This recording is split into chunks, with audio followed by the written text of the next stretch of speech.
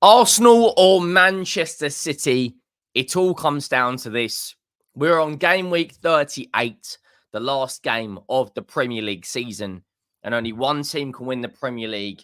Arsenal or Manchester City, they are separated by 2 points. Both teams are playing at home, and it's a mouth-watering last day of the Premier League season. So much to get through, so much to discuss. Make sure you go down and drop a like on the video if you haven't already. And make sure you have subscribed. We are on 6,600 subscribers, which is absolutely insane considering we only launched this channel in March. We're on the road to 10K now. So make sure you go down and hit that subscribe button. Now, the Premier League season is coming to an end, and it's been a fantastic campaign for both sides. Arsenal and Manchester City, separated by 2 points. Manchester City are on 88 points and Arsenal are on 86. They've absolutely blown away the rest of the Premier League, and they are the two best teams in the competition by a country mile. Both teams are 127, but the Man City have lost 3, Arsenal have lost 5. Goal difference is practically the same. Goals for is, City are a little bit further ahead, but Arsenal have also got the better defense. Arsenal, of course, play at home against Everton, and Manchester City play at home against West Ham. Now, midweek on Tuesday, a lot of the doubts around the Tottenham away fixture, Manchester City's bogey team, kind of has come to a bit of a halt now. Manchester City have managed to beat us at the Tottenham Hotspur Stadium, not once, but twice. And Tottenham have failed to score in both games with an aggregate scoreline of 3-0. Now, is there a world in which Manchester City slip up? Is there a world in which Arsenal slip up and Manchester City were to win the league by 5 points?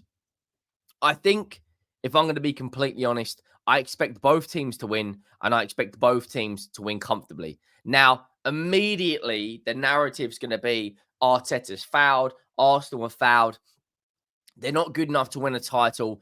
And as I've said this multiple times, and I'm going to keep continuing to say this, Jurgen Klopp is one of the greatest managers the Premier League has ever seen.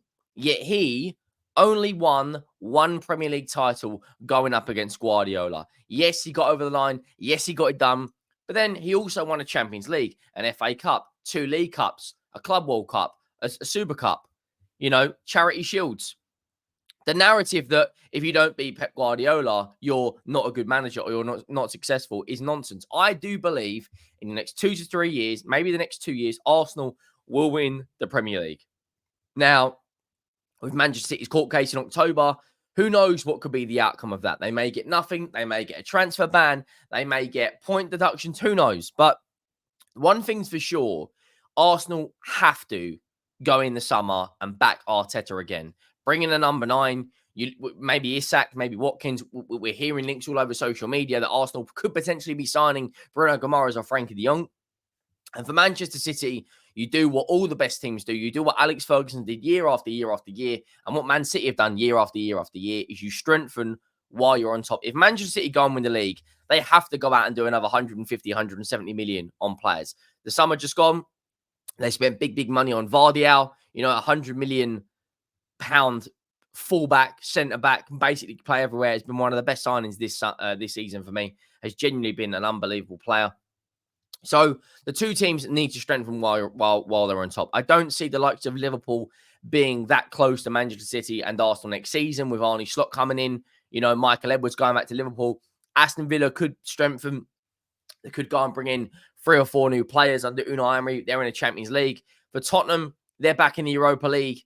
Next season, Chelsea looks like they're going to be in the Europa League. They've kind of turned it round. And Newcastle and Man United, one of those will be in the Conference League. And then you've got the likes of either Leeds or Southampton. And you've got the likes of Ipswich and Leicester coming up. So it's going to be a fantastic Premier League season next season. And I do expect the 2 teams at the top to be the 2 teams at the top next season. And it's all about how do Arsenal close the gap? Well, speaking on these games, Man City, we'll start with City first because they're top of the league. West Ham at the moment are in absolutely horrendous form. They've won. They beat Luton at the last weekend, in which George Urphy, who went to my school, managed to get on the score sheet, which is absolutely unreal for him. They beat Luton 3-1. Since then, they've been absolutely battered by Chelsea, Palace. They drew to Liverpool. They lost to Fulham. They drew with Spurs. They got battered by Newcastle. And they beat a Wolves team. I think they've had 2 wins in their last 8. And I do expect Manchester City to quite easily score 3, 4, maybe even 5 goals past this West Ham team. It's a West Ham team now that David Moyes, it'll be his very, very last game as manager. Could he cause an upset? You know, we know the way David Moyes is going to set up. We know the way they're going to play football. He's going to put his defensive line practically on his penalty area with potentially another midfield 4 sitting in front and either Antonio or Bowen, you know, attacking the likes of Manchester City's defence. I do think, however, this game will end in an absolute bloodbath, and I think Manchester City will be dominant. You know, Phil Foden's just been announced Premier League Player of the Season, and for Manchester City, it's about winning this game and then going and winning the FA Cup and doing a double the year after winning a treble, which is absolutely insane to me. You know, the fact that how strong this Manchester City team is just truly, it's absolutely insane. They are so strong, you know. But I do think Man City will get the job done. I could see Haaland get another couple of goals. He's on 27 Premier League goals this season. I could see Foden getting a couple of goals. You know, you could see Alvarez chipping in Doku. Their team's a joke. I think they will win. And I think they could, well, not they will, they will be proud Premier League champions. Could David Moyes cause an upset? We've seen teams go to Etihad and get results before. You know, all those years ago, Crystal Palace have got a result.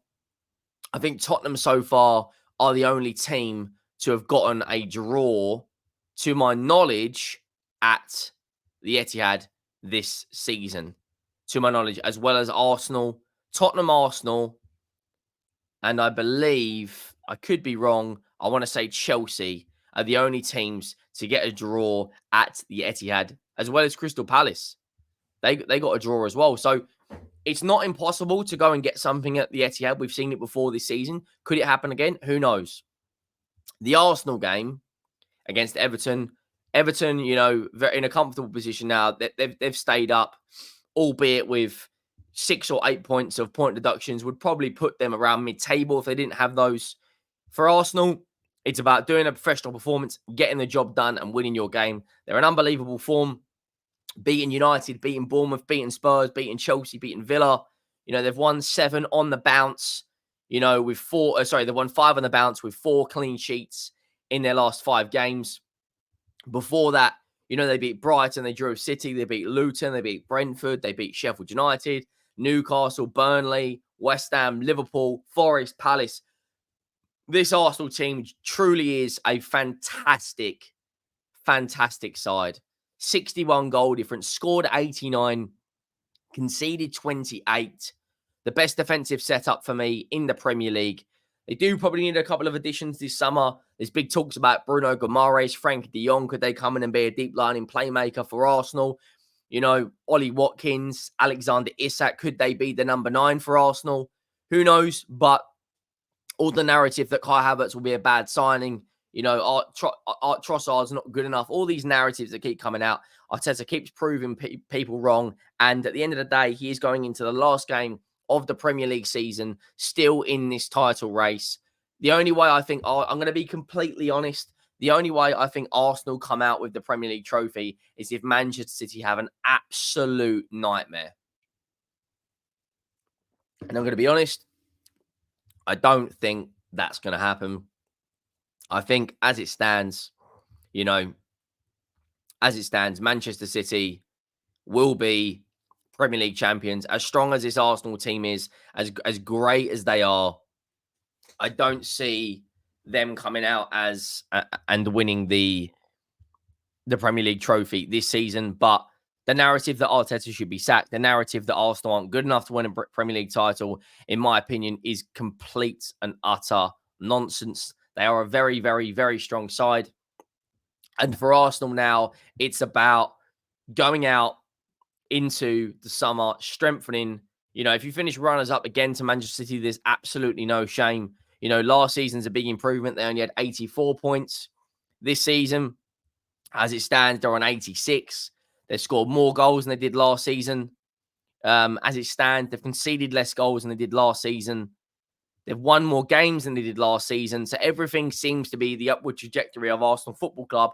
They are going in the right direction. And for me, I do believe they will win the Premier League trophy in the next 2 years. You know, Arteta's only really had his squad for 2 seasons.